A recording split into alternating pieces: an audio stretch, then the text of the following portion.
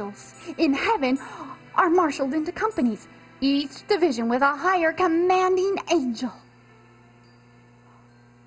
There's 2 companies of angels. There's fighting in heaven. Does it sound like peace and happiness that once reigned in heaven? Oh, no. God summons the heavenly host to appear before him. Each case is going to be determined. Each one of those angels and their choices. Whose side? Lucifer or Christ? Whose side are they choosing? Satan. He unblushingly steps forward. He makes known that he's totally dissatisfied with the government of heaven, and he's not going to have any part of submitting to it anymore. He's not a bit sorry for the way he's been acting. The good angels weep as he hears Satan exulting his boasts against God and against his law. They've known such peace and happiness. Happiness has been the condition of obedience to God's law. They've known that happiness, but now God's law has been questioned. Lucifer says it can't be kept. It's too hard. You can't keep God's law. It's just a burden. It's taking away your liberty. Oh. And so, Satan, he grows bolder in his rebellion.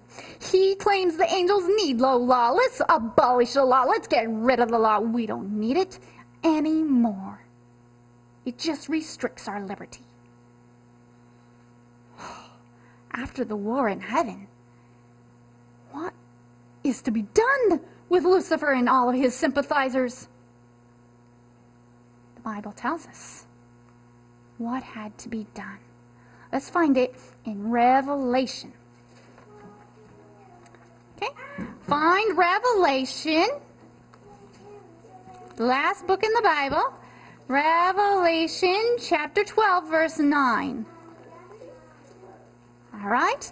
So everyone, find it with us. What is going to be done with Lucifer and the angels who have chosen his side? Revelation chapter 12 and verse 9. All right, I see just about everybody's fingers on the Bible verse.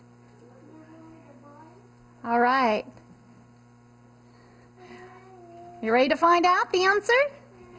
Okay, your fingers on it? Yes? Okay, let's read it together. 1, 2, 3. And the great dragon was cast out, that old serpent called the devil and Satan, which deceiveth the whole world. He was cast out into the earth, and his angels were cast out with him.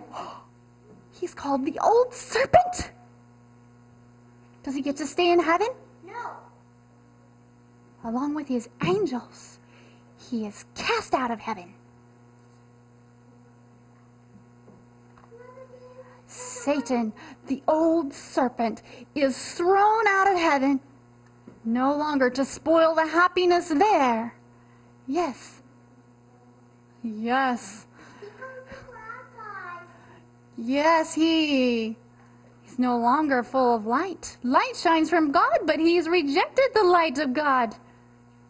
But the angels in heaven, the loyal angels, they weep. They're so sad. They mourn the fate of their companions. There's a big loss in heaven. Their angel friends have been thrown out because of their choices. Lucifer was beautiful, once the leading cherub of the heavenly choir. His majestic voice would sound the note, and all the angels would sing with him. Now, that perfect peace and happiness that Lucifer enjoyed is gone. He stands amazed at the change. His surroundings are all different. He didn't think it would come to this. He is silent and astonished. Up in heaven, there comes the hour of worship. Lucifer, now Satan, he remembers how he used to attend those worship services. He used to lead the singing among the angels. He used to stand next to Christ. But now, he is barred out of heaven. He can't come any further.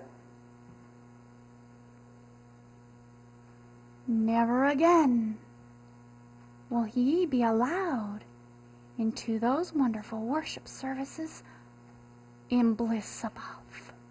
He is thrown out. But Lucifer, he wanted to regain that place that he had up in heaven. He wanted it. What was he going to do to get it? He sees a mighty angel from heaven. He sees a mighty angel pass by. He trembles. He shakes. What can I do? He calls the angel back. Come back. He says, please, will you secure for me an interview with Christ up in heaven? All right. The angel agrees, I will try. You want to talk to Christ? Oh, yes, pleads Lucifer. Now Satan. The angel makes known to Christ Lucifer's request. And Jesus grants the request. He comes to talk with Lucifer, to meet with Satan. Satan says, I'm so sorry. I'm so sorry I rebelled against you in heaven. I want to again have your favor. I want to again be in heaven of bliss. Will you let me come back in?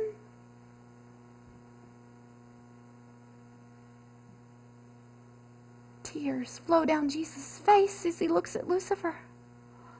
He has loved him. But no. He sees Lucifer's heart hasn't changed. It hasn't. He sees that Lucifer's only sad because of the results of his choices, because of the consequences. The roots of rebellion started with Lucifer, and if he were allowed back into heaven, the rebellion would spread. Jesus sees it all as the mind of God. No, Lucifer, I cannot permit you to come back into heaven. Lucifer, face grows more indignant. Anger spreads across his brow.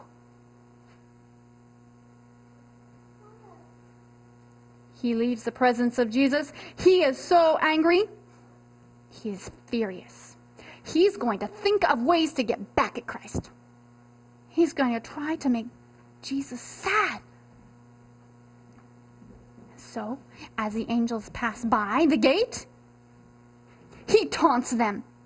And he accuses Christ to the angels. He wants to get more of the loyal angels to his side. He shakes. He's still fearful for what is going to happen to himself.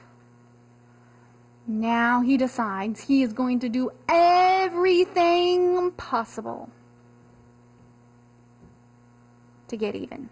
He's going to even try to destroy Adam and Eve's happiness. The world has been made, our beautiful world. Adam and Eve have been placed in the beautiful Garden of Eden, and now I can cause pain to Christ.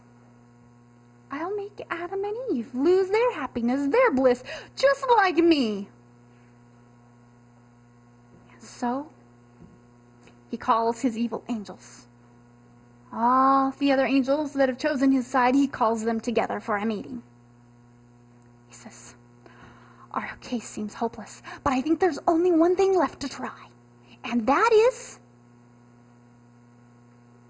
to deceive Adam and Eve. They're not so sure they want to join Satan in this work. Says, will you think about it, and I'm going to go put the plan together. So, Lucifer goes alone. He thinks about the plan. He trembles. What should be the results of this? And as he is there alone, Lucifer, he is thinking about it. Sometimes he thinks, I'm going to do it. Sometimes he says, I better not. I better not. But as he is there thinking about it, all of his angels that have joined him in rebellion, they come to his side and they say, yes, we're on your side. We're going to do it. We will help you. Let's deceive them. And his decision is made. A council is held in heaven. Jesus and God the Father talk to the angels. What is to be done to save Adam and Eve from his plan to destroy their happiness? Quickly, 2 angels are dispatched down to the garden to talk to Adam and Eve. They must acquaint Adam and Eve with Lucifer's plan and what is going on. They come to Adam and Eve and they tell them what has been going on up in heaven. They tell Adam and Eve about Lucifer and his pride, how he wanted to exalt his throne. They tell him about how he was thrown out of heaven. And they alert Adam and Eve to his plan now to destroy their happiness by leading them not to keep God's words, his commandments, his laws of happiness, but to break them. He wants to destroy your bliss. Oh, we won't be deceived, Adam and Eve say. But the angels say, there's only one place he can tempt you. It's in the middle of the garden at that tree of knowledge. You are not to go near it. Don't touch it. Don't eat the fruit. And you will be safe from Satan's snares. Adam and Eve assure the angels that they will not go close. They will not touch it. Eve is warned. Don't leave the side of Adam. Together you're stronger. Oh, the snakes in Eden were beautiful. They were golden and dazzling. Satan thinks, how am I going to deceive them? Oh, if I should stand here as a mighty angel in the garden by the tree, certainly they will not listen. So now, I'm going to try another snare. I'm going to use that beautiful serpent. He enters into the serpent. He will use the serpent to deceive Adam and Eve. The serpent makes its way to the tree. Adam and Eve are enjoying their beautiful garden home. The serpent now in the tree, he delights himself in eating the fruit that has been forbidden for Adam and Eve to touch or to eat.